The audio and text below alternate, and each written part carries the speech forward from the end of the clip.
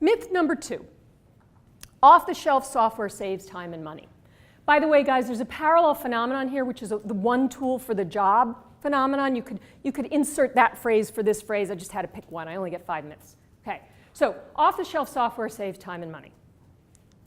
I'm going to start with 2 case studies. One, again, another very large media and publication company whose name you would recognize chose an integrated platform for all the reasons that we could discuss. It just seems like it was going to be a better idea. And way down, this was a 3-year rollout. ERP, WCMS, ECM, DAN, the whole shot, the whole thing. Way down the line, 2/3 through the project, it was discovered that the e-commerce piece simply was not going to be able to meet the business's needs for a number of reasons. And part of the reason was that e-commerce thing had been bolted on, as so often happens with product companies.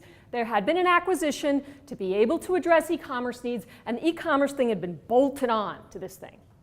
So at a late stage of the project, the whole e-commerce piece had to be custom developed.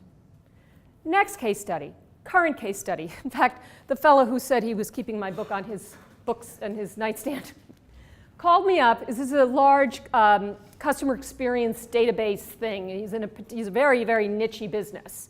And he's a leader in his business because he has a kind of secret sauce. And he had gone quite far down the line in an off-the-shelf package before pulling back because the vendor ultimately could not meet the needs that his business had. And it wasn't, businesses a lot of times are stubborn. I'm not going to change my business processes. Well, in this case, it was a secret sauce. So there's bad behavior again here on both sides of the coin. First of all, on the vendor side of the coin, there's a lot of yeah. Does it do that? But I need it to, yeah, it does. Well, what if it, yeah, it does that too. So the salespeople are lazy. And the next thing is the business is a little lazy. I know this should work. We all know intuitively that this should work. So why, time and time again, is it not the case that off-the-shelf software ends up being less expensive?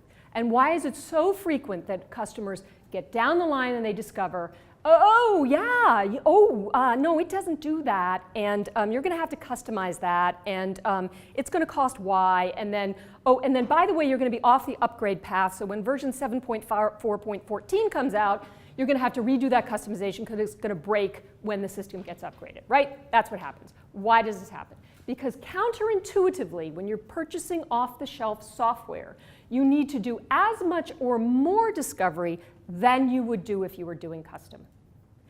I know it seems counterintuitive, but the truth is when you're midway through the project, if you've chosen a custom route, you're actually more nimble. You can spin on a dime, you can change it. But in these cases, often there's a sunk cost bias. You get to the middle of the project, you realize you have to customize something, and it's too late to roll back. So more discovery, and by the way, words are useless. Business requirements documents like this, nobody reads them.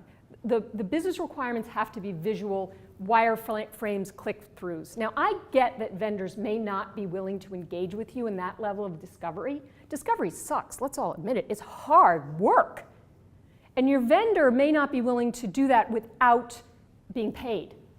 Well, truth is you have to pay for discovery one way or the other, and it's cheaper to pay for it up front. Okay, next myth.